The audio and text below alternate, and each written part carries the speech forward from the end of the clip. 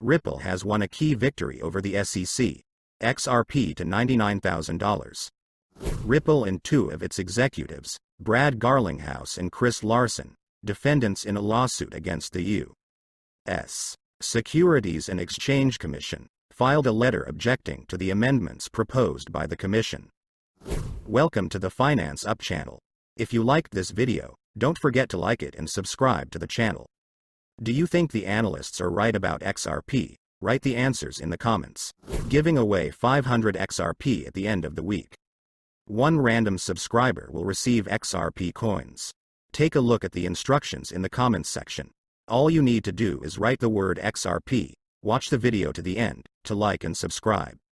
In the letter, the defendants mentioned that it was impossible to satisfy the SEC's request for editing without prejudice to the open judicial system.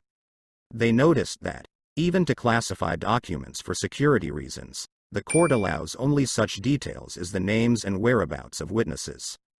The defendants argued that the alleged redactions had nothing to do with the alleged security threats. The preliminary letter does not even mention the name of the expert. Thus, it does not pose any danger.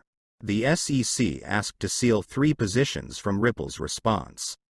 The authority appealed. 1. The description of a flaw in the expert's methodology. 2. An argument that mentions the inconsistency of the SEC's position regarding its request for secrecy. 3. 2 other arguments emphasize the position of the authorities. The letter adds that none of the proposed revisions disclose any important facts related to the expert. On the surface, they protect the SEC from public criticism. Quote, "The SEC is trying to delay the outcome of a crucial lawsuit.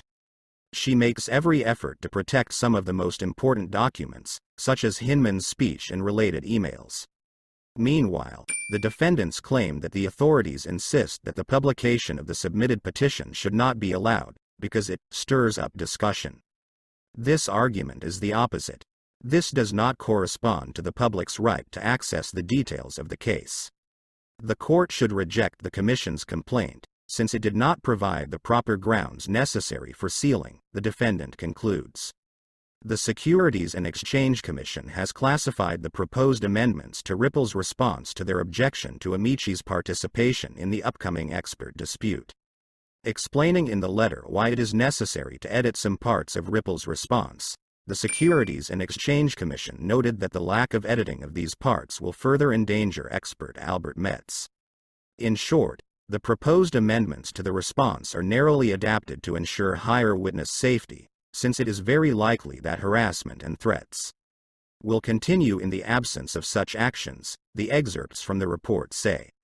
The SEC specifically edited footnote 1 in Ripple's response, which allegedly contains excerpts from an expert report.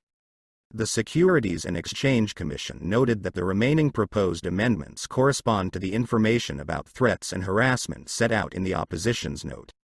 These corrections are appropriate because, as explained in more detail in the statement, information and arguments about harassment and the consequences of such harassment may fuel future possible threats and harassment of an expert, the SEC said. It is noteworthy that the amendments proposed by the SEC appeared a few weeks after Ripple demanded that the court publish its response to the Securities and Exchange Commission's objection to Amici's petition to participate in an expert challenge. After the U.S. Securities and Exchange Commission sent its objections to Amici's participation under seal to protect the expert from threats and harassment, Ripple followed a similar approach by also sealing its response. Due to recent events, Judge Annalisa Torres will now have to decide which part of Ripple's response to the SEC's objection to Amici's request to participate in the expert test will be put on public display. Meanwhile, the SEC's proposed amendments to Ripple's response were published by attorney James K. Phelan, who shared a copy of the agency's letter signed. The SEC has filed under seal its proposed revisions to the Ripple defendants' response to the SEC's objection to Amici's motion to participate in the expert challenge.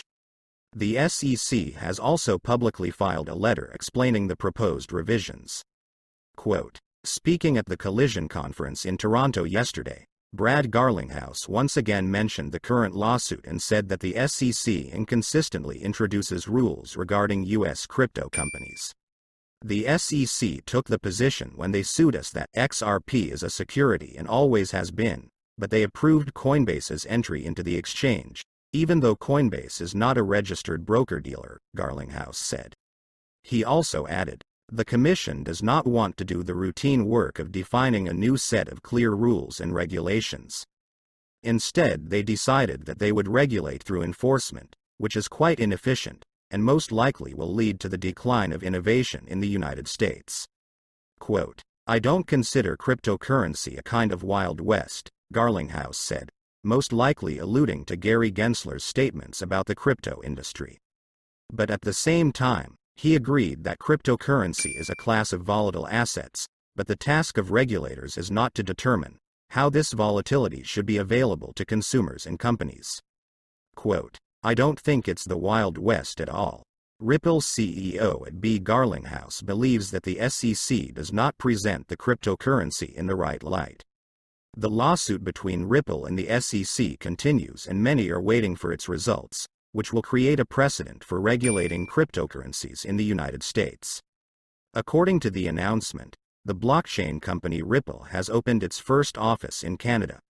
Ripple is one of those crypto companies that, against the backdrop of an increasing crypto winter, increases its staff, rather than reducing it.